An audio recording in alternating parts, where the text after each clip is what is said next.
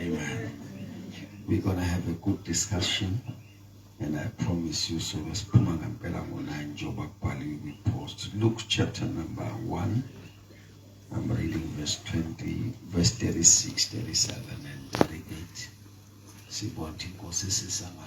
Amen.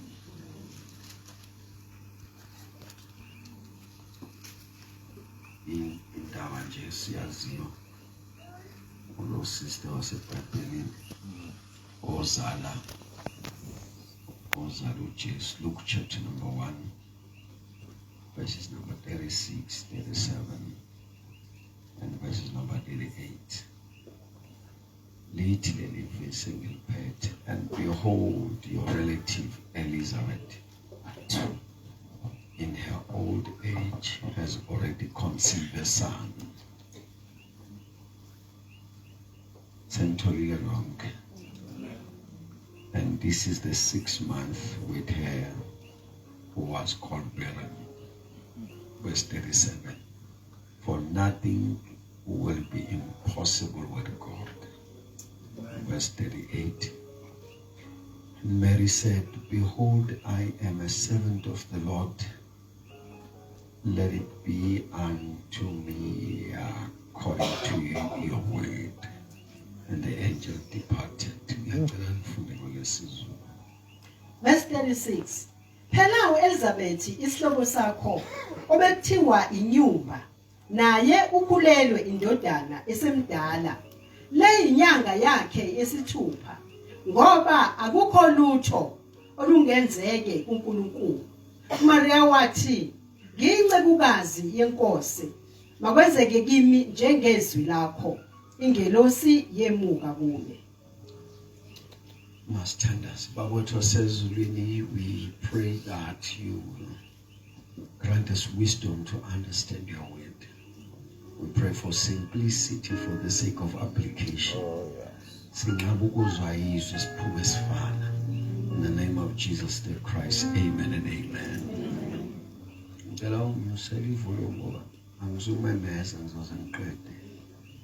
My bongozi.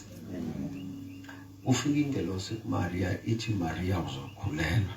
uMaria uthi cha kulula indoda ingekho. So ukuze ngikhulelwe isystem yasemhlabeni ithi ukukhulelwa abanendoda. Isithi ingelosi kuyanayo. I see problem. Ukhona umzala wakho Elizabeth. Obeseze wabizwa ngenyumba. Indoda ikhona umntwana engekho. Ni right what? Amen. Irent nikhokhile. Manje indlela engibonga ngayo ngathi seriously. irent. Ingelosi umzala wakho indoda unayo. Kodwa ubizwe ngenyumba indoda ikhona. So mawuthi indoda nikeza umntwana sichazele ngomzala wakho. Uthi ubizwe kanjani ngenyumba indoda ikhona. Wathi ukuba izwe leyo nto etho kuMaria yayisithi ingelosi kuyena leyo nyumba leyo kade ngekuyona. Kayinikeza amazwi. Seku 6 months ikhulelwe. Ayikhulelanga indoda ikhona until wafikiswa. Uthi ke lathi ukufika yona izwi. Uthi njoba ngikhuluma nawe nje 6 months inyumba ikhulelwe. Bese ethi ngoba Maria ngicela lamakhodo ahlala wayeke. Bese ethi ngoba Maria uNkulunkulu nothing will be impossible. You know more funda leso singise sithi uNkulunkulu akukho kungenzeki. Wazi udunguzela. Uzosiza ukubheka enye translation lesibheke into NIV. Ukuthi izothi ithi kulelo verse NIV, for no word from God is with it will fail, it will ever fail. It alikhizwe eliswa uNkulunkulu elihlukalekayo.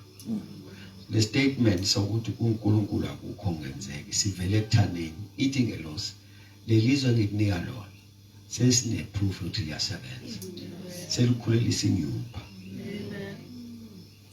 uyalizwe le verse lithi mangifunda ngesizulu utho uNkulunkulu akukho ngenzeki manje lama translation amaye asichazela ukuthiwa lengelosi ithi lelizwe ngikunika zona Maria ngilinikeza inyumba yakhulela bese uMaria athi ukubezwe lento ukuthi kanti lelizwe selivula isibeletho bese ethi hayi makube kimi njengokusho kwamazwi akho nikhona bazalwane bami uMaria uthi khona i-translation engifuna ngiyidonsela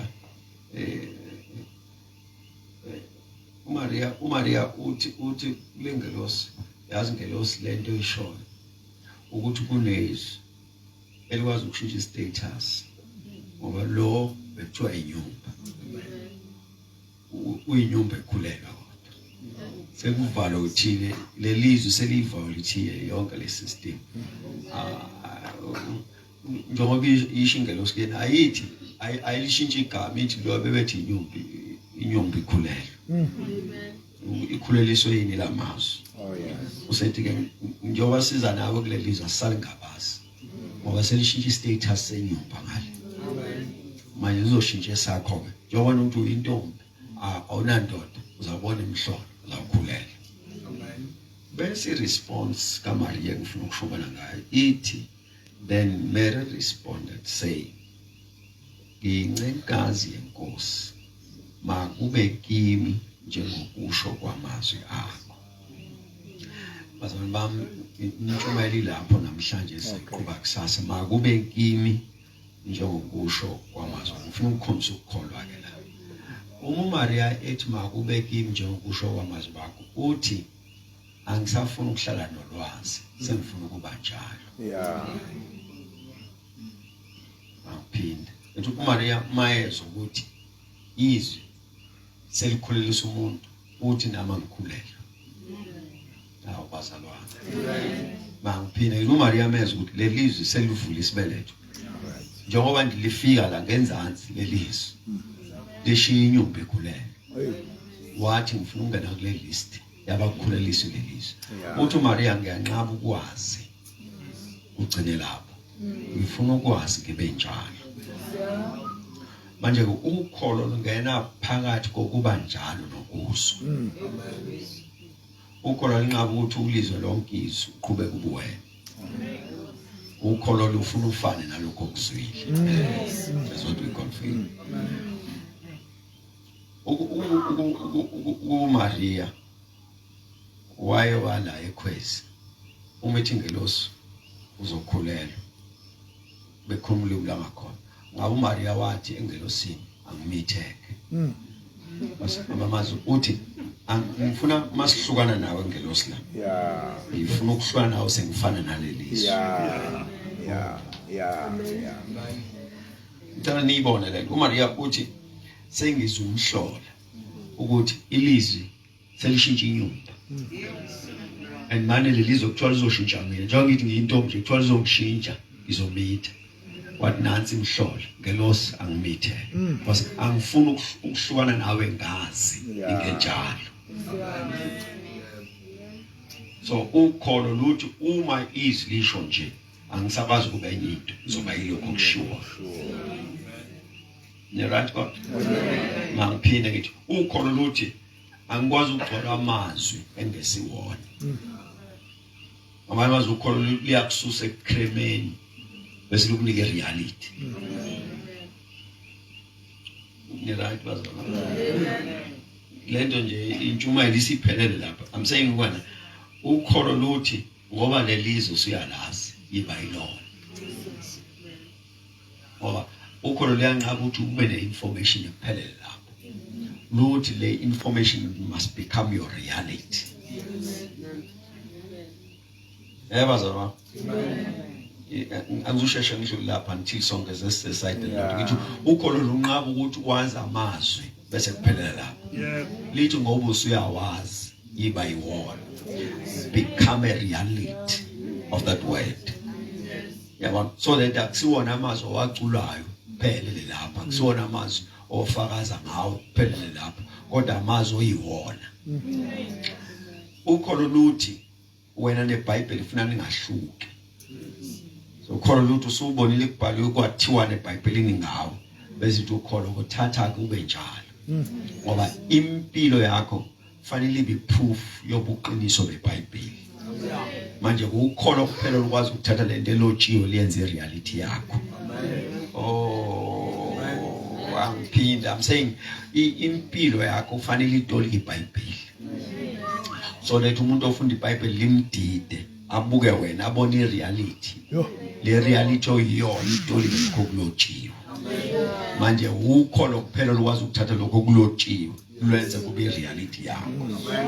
So uma eBhayibhelini nto ukuphilisa zonke izifo, ukholo lithatha lokuphilisa. Umuntu ahlangane nawe athi hayibo kwenzakalani, hayi ngakholwa, then I became a reality of what is written. Ukholo linqaba ukuthi uphambane nokubhaliwe. Ukholo is an ability to benefit from that which the word of God says. Lutho ukholo ngamamazi ukholo lutho ungaligodla iBhayibheli kodwa ube kude nalo ngoku experience.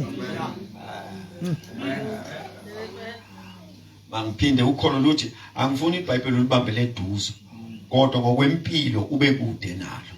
Ngoba lokho okulotshiwa awusikona wena. Manje ukholo lusiza ukuthi isithathe lokho okulotshiwe kube impilo yethu. So this is the first point that I want you to understand. Ukholo enables you that which the word of God says, it becomes your reality. Mamamazi uma ngakini befunda iBhayibheli badida ufuna babuke wena. Bese impilo yakhe batolikela. Uma contest eBhayibhelini abaphikisana ngayo ufuna abaphakamisa amehlo babuke kuwena. Bese bethi nayi lento besingayi understand, because when you have become a reality of what the word of God says. Manje ngamazi akufanele ithi uyaphumelelisa wena ubambeke. Manje yabona akufanele kube umkremo nje ukuthi unamacebo amahle ngami, amacebo akho ukuphumelelisa kodwa uqhubeka ubambeke. Ngisho wena ngithi akufunakala ukuthi uwazi wonke lamafesi okuphumelelisa kaNkulunkulu kodwa ungabi nayo experience yawo. Ukholo lithatha lamazwi wenza into. Manje ukholo mali ungekho uzofana nomuntu owaphasa kahle esikoleni kanti wayefundela iexam hayi impilo.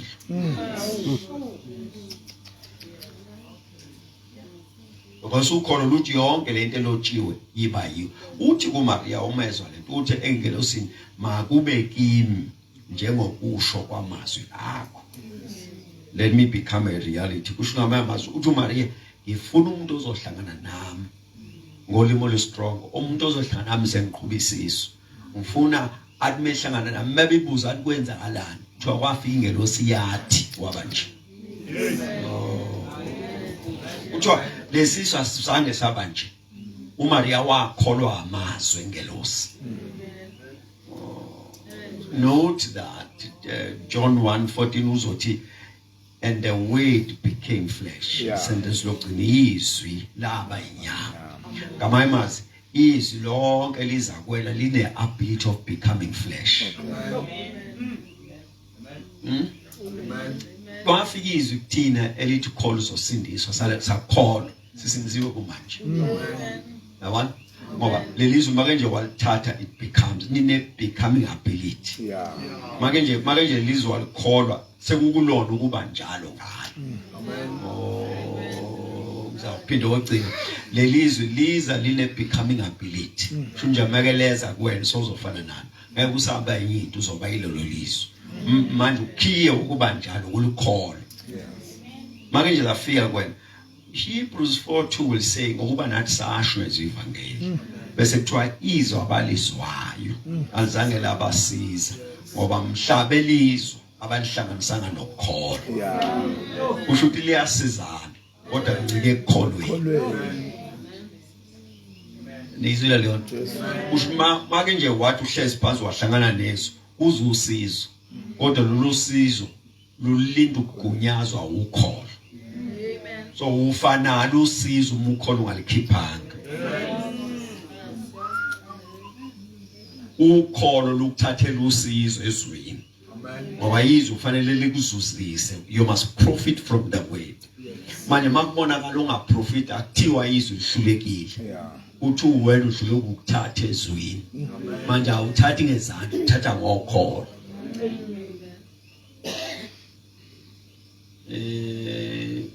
amen bazalwane bami so I'm saying to you uthi ke uJohn 1:14 izwi laba lamagama wanothi laba yilona laba inyama hayi ukuthi lenziwa laba inyama laba it became flesh usho ukuthi izwi make lafika la liyakhona liqhubeka liba izwi liba yinto so manje yiphutha ukuthi liphume liyizwi liqhubeke libe izwi nakwena Ajabona Mari uthi makube kimi akathi angilazi uthi mangibe njalo uma kube kimi ukholo luthi lelizwe alisakwazi ukuqhubeka libe yizwi njengoba seliphumile sekufanele kumina libile yonke eshiwe alenze sibone uNkulunkulu kwakumnyama emhlabeni wathi akukhanye yizwi akukhanye let there be light akukhanye wathumela izwi bese kujwa kwakhanya uma liphuma yizwi malifika emhlabeni ukukhanya ukukhanya is a thing uNkulunkulu wathi yizwi so maliphuma kuye yizwi malifika la liyakhona into oh lord ngizawuphinda wonke uma nje izwi liphuma kusimakade yizwi kodwa malifika kuwena alisavumelekile ukuqhubeka libe yizwi kufanele libe yinto manje kuncike ekholweni kwakho ukuthi lishintshe kube niyizwi libe yinto amen bazalwane bami ngithi mina mawulizwa kodwa ungabi njalo umkhipha umshumayeli nosimakade check your faith uzozithuke kanti ezinye inhlamba sesidingi ufuna ukubheka kuwena ukuthi were you able ukuthatha ngokukholwa lokho okuzwayo ngoba lizoba njalo in fact I'm going to make it worse uNkulunkulu ekunikeza izwi lakhe akaqala uqedile so ukunikeza izwi so that could be manifestation of umsebenzi osuwenziwe nikhona bazalwane bami mangiphinda uNkulunkulu mayekunikeza izwi ayikho into ayiqalayo seqedile you see part of my profession I'm a builder you see mawubona kumbi foundation okwazi isiqediwe plan manje wabona umuntu ethatha ipiki owathi iqediwe ephepheni ephepheni asithi umdwebo sithi indlu umuntu efika kumina ethi ufuna ukwakha akathi ongakhele nanga umdwebo wendle uthi ongakhele nansi indlu yiphepha kodwa umsebenzi opheleleyo uNkulunkulu mayifika nezwi ufika nento eqediwe sekuncike okholweni lakho ukuthi livume kubonakaliswe lokho akuqedile yabona uNkulunkulu uqedile uncike okholweni lakho ukuthi kubonakaliswe lokho akuqedile ngoba ngiyiphushela phambili ngoba izwi lakhe lifika liyizolo lakhe kodwa kuyikusasa lakho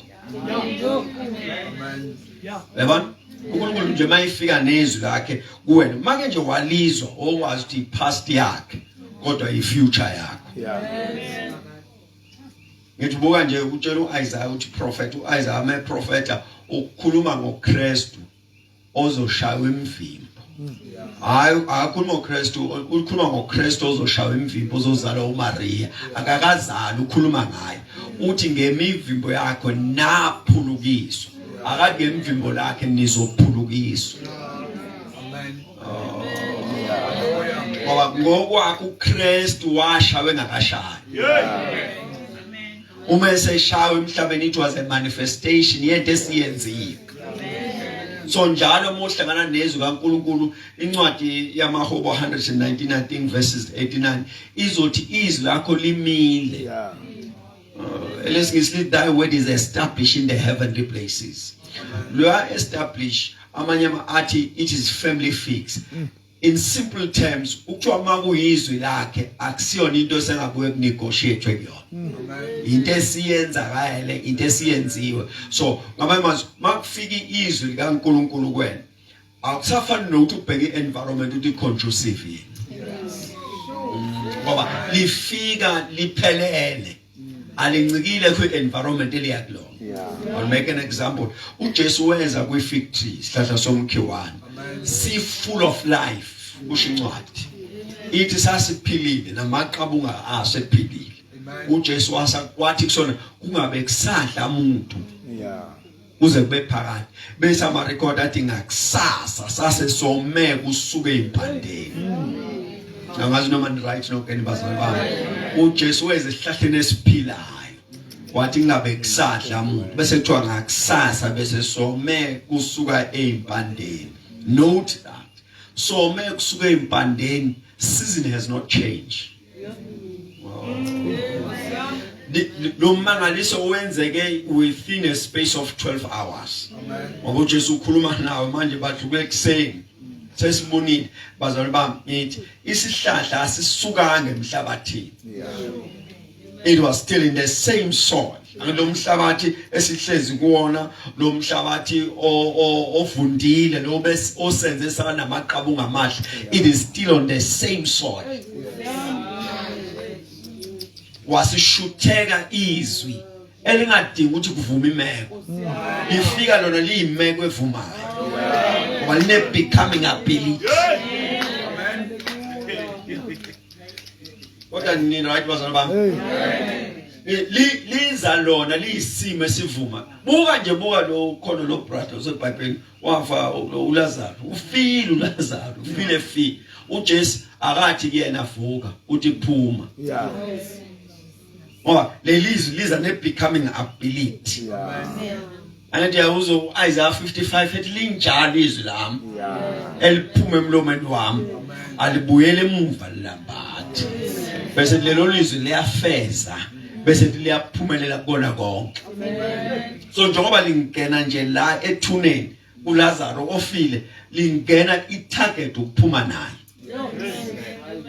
So alinenda ukuthi ufile, alinenda ukuthi uyanuka, alinenda ukuthi soku 3 days. Line becoming ability. Njengoba nje kuthiwe phuma liyophuma ngayo. So manje uma kune limitation kubonakala sengathi alenzi lutho empilweni yakho miyeke uNkulunkulu nomsima ngamiyeke check ukholo lwakho.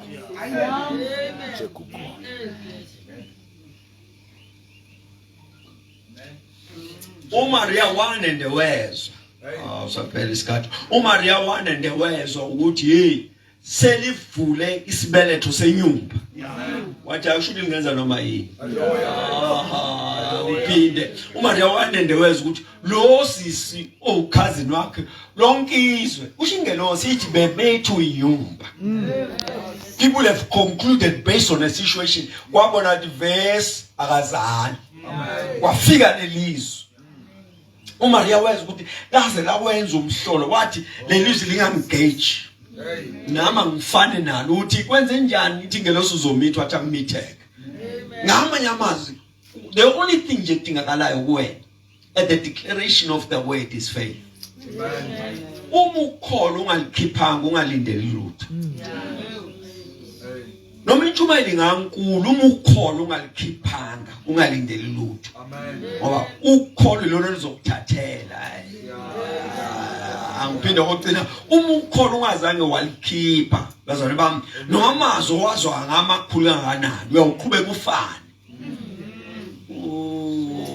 Ngoba amandla okuthatha lokhu izwe lokwazi ukwenza sokholweni.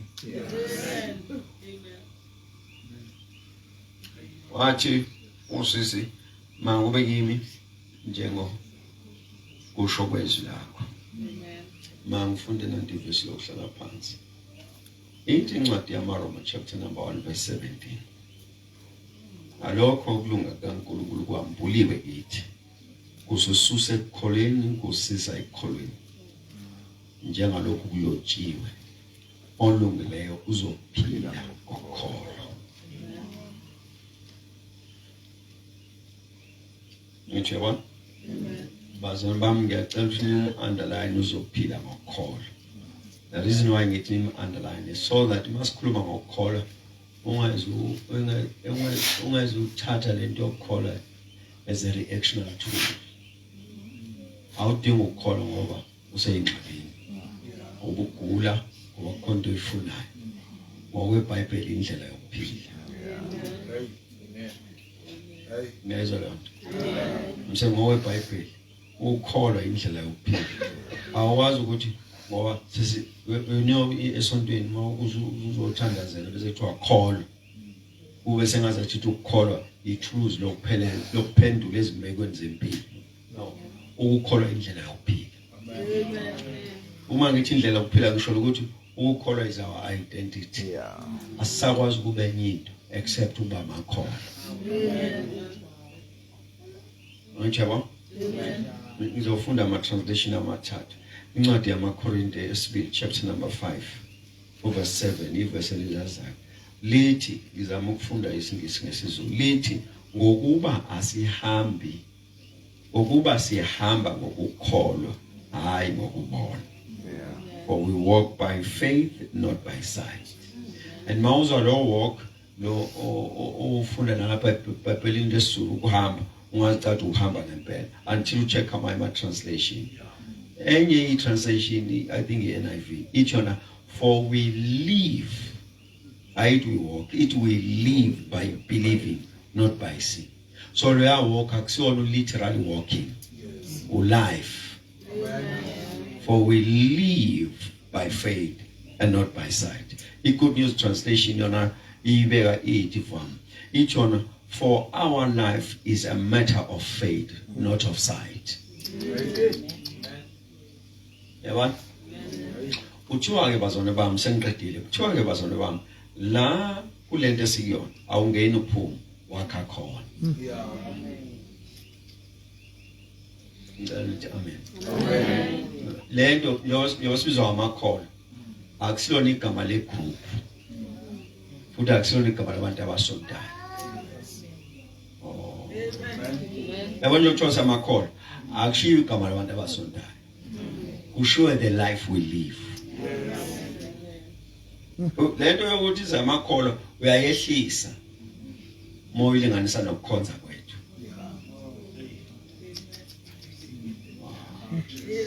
Uyesonto nakwenza ube khona. Life land. Uthi lo ngokuba asihambi ngamazi uthi in simple terms uthi impilo sesifunda ukuyibamba ngokho. Kodwa kusho ukuthi we are denying what we see. Kusho noma singakubona esikubonayo kodwa sinquma okholweni. Uthi noma impilo ingasivezela mapha ama evidence. Kodwa egcineni sonquma ekukholweni kwethu. Good news it for our life is a matter of faith. Usho noma ngabe kuthiwa kwenzakalani sizonquma ngokukholwa. Uma kuthiwa siqhubeka ngoba sikholiwe hayi ngoba khona ama possibilities. Mawusibona simi ngoba sikholiwe hayi ngoba yonke imeke iyavuma simi. Into uthi unamamazi uthi I think incwadi yamaKorinto yamaRoma ngisakhumbula kahle. Uthi masibhalela uMapostle Paul athi ngakho ke lokho ongesikona okukholwa kuyisono. That which is not of faith is sin. Amen. Asakwazi kuba enye into except ukukholwa. Oh bazalwane. Mangiphinde mina nawe njengoba sesibizwa ngamakholwa sena choice we must live by faith. Don't live by faith usho ukuthi in everything that concerns life faith must be above. Noma mone imali ukholwa lube ngaphezulu. Mawunomuzi ukholwa lube ngaphezulu. mawusebenza kahle ukholo loba ngaphezulu ungavumi ube khona substitute ukholo ngoba uluze identity.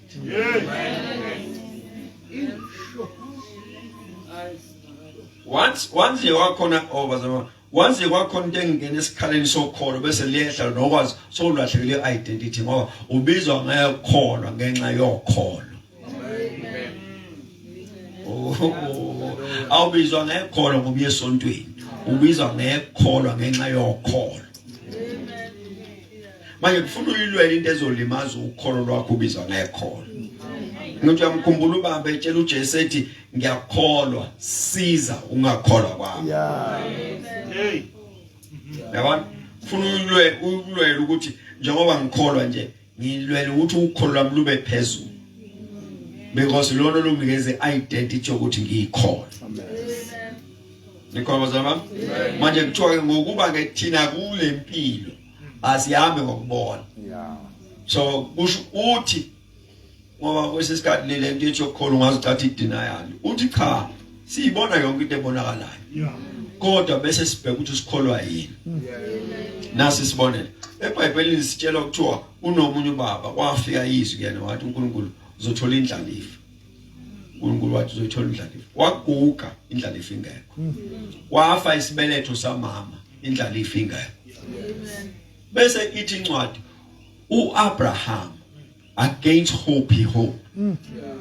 Wathemba kungathembisi. Bese kuthiwa ethi ke lo esho uSimakade ubiza izinto ezingekho zezikhona.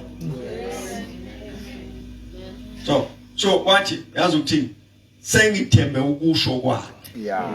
So ukholo lwami lusezwini lakhe. Amen. Imeko yaphika ngoba iBhayibheli malithi wabona ikhuluma iqiniso. Sight wabona ukuthi isibeletho sifile. Wabona umzimba wakho ukhugile. Wase kudinga decide ukuthi mase kunje kwenziwa kanjani bese ithi wakholwa.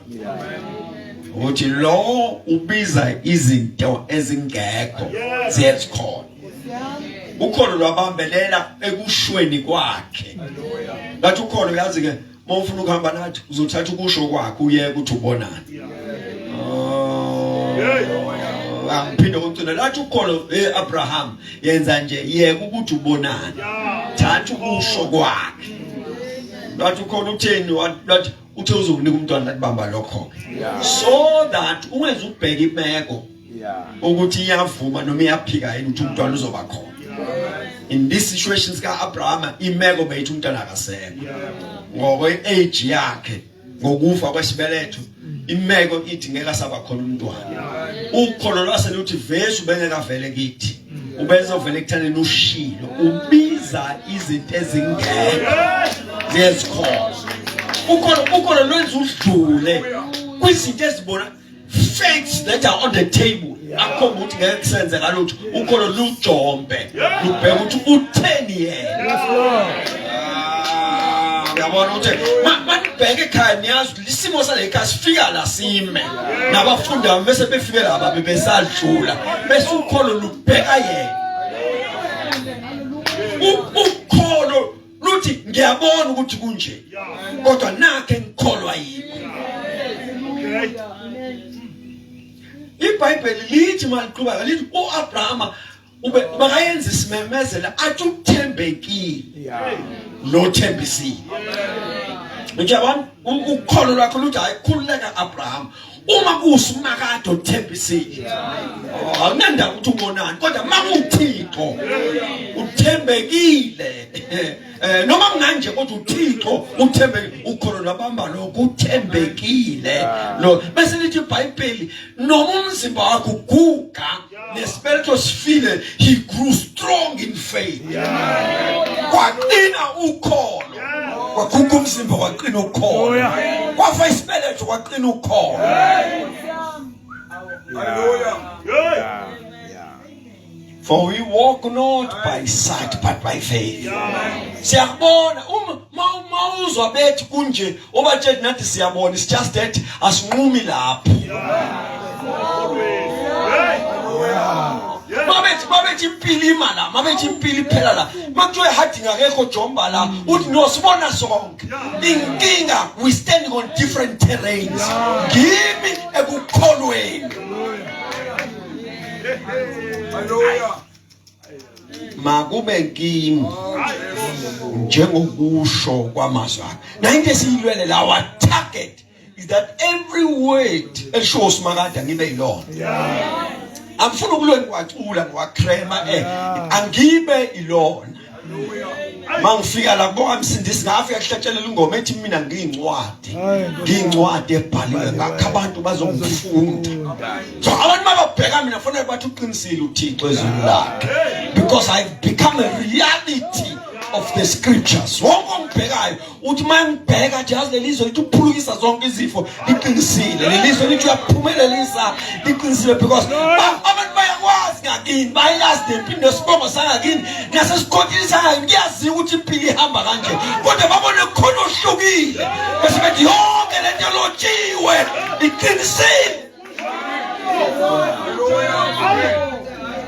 Faith will give you his word to be your reality. Hallelujah. Faith will give you his word to be your reality. Oh, yes, Lord. Nine sibambene nayo. Sifuna ukufana neBhayibheli. Ngizokwenza sifane neBhayibheli ukholo lwethu.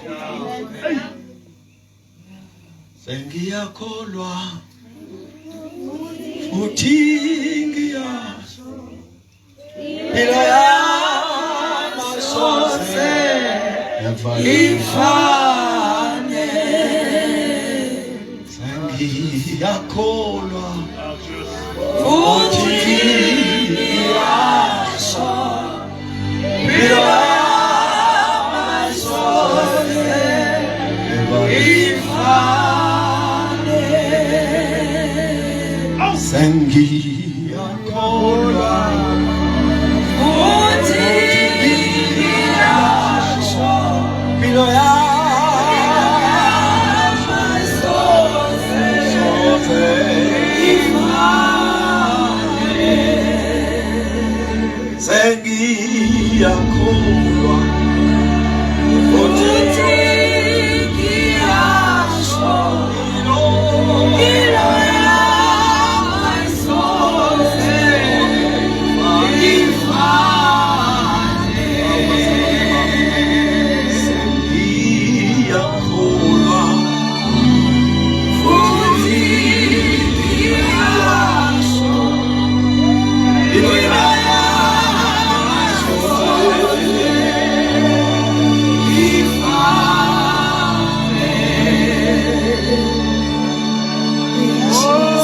I believe enough to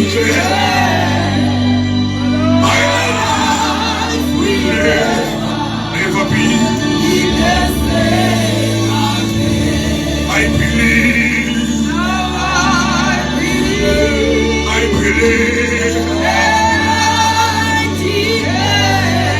and I declare my life will never be.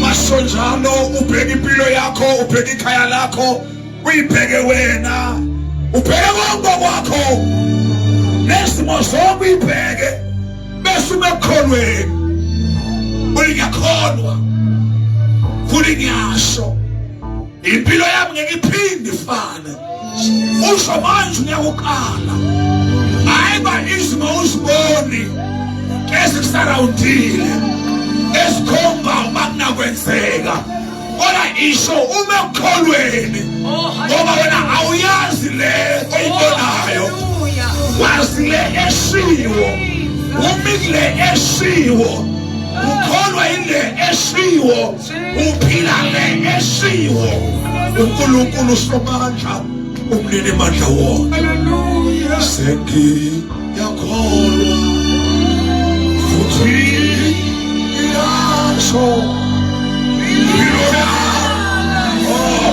thank you Holy Spirit sivela amehlo ethu ebusuku and lift up our holy hands sishiphambi masathane sishiphambi ngamadimoni sishiphambi ngamadevil worshippers sishiphambi ngabathakathi phambi kwamaloyi kwabaqalekisi ukuthi impilo yethu angeke iphinde ifane yini ezoguqula impilo yethu ukhuluma kwakhe unamandla ukhuluma kwakhe uguqula isimo sonke ma izwi laba yinyama laphuma lizwi lafika laba yinyama ma izwi laguqula owaziwa njengenyumba wathi ukhulelwe yilo namhlanje kuseyilo namhlanje kuseyilo eliguqula zonke izimo sithini istatus sakho linamandla izwi lakhe to change your status ngoba livela kuye liphilile ligcwele ukuphila kugcwele amandla liphelele ongekho liyakudala bese bakhona ashokugcina sengiyakholwa futhi ngiyasho impilo yami angeke iphinde ifane emva kwasithandaza sonke sibonga uNkulunkulu as we praise as we worship amehlo akho akasuke manje ulokhu kwalelizwe ulokhu okubonayo ima njengekholwa ume ekholweni khuluma ukholwa egameni likaJesu sengiyakholwa futhi ngiyasho impilo ayisheshe thank you Holy Spirit ngiyakholwa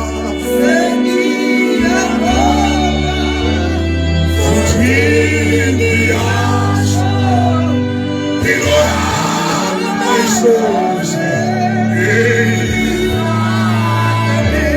ukuthi kwenzekeni ku-2025 I don't care bakwenzekeni izolo I don't care bakunani phambi kwami manje I don't care ba isimo sami somsebenzi sithini manje I don't care ba isimo sami sempilo manje sithini I don't care yodwa into engibambile ukusho kwakhe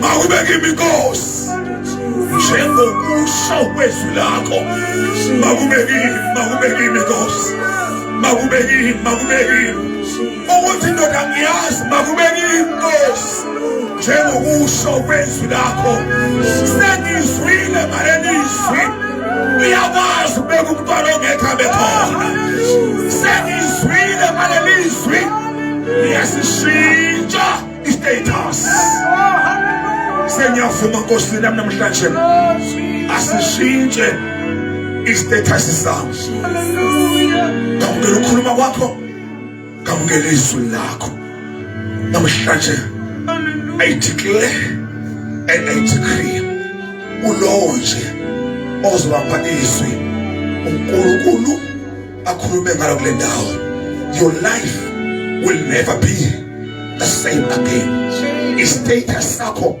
mawuphuma kule ndawo sishintshile ngoba njengemvula ngakho izwi lakhe imvula akwenzeka ifike emhlabeni omile ingawumathisi linjalo nezwi eliphuma emlingeni wakhe alibuyele emuva lilambatha lingawufeza ngomsebenzi abelikhiphe lokubani wenze sengiyakholwa yakholwa futhi yasho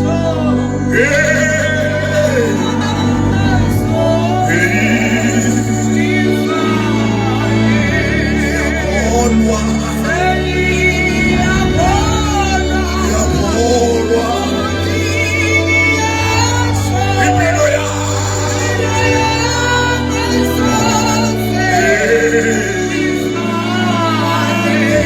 asikhuleke sonke sibonge inkosi bazalwane baba ugcwele sikunike isithuba ebusuku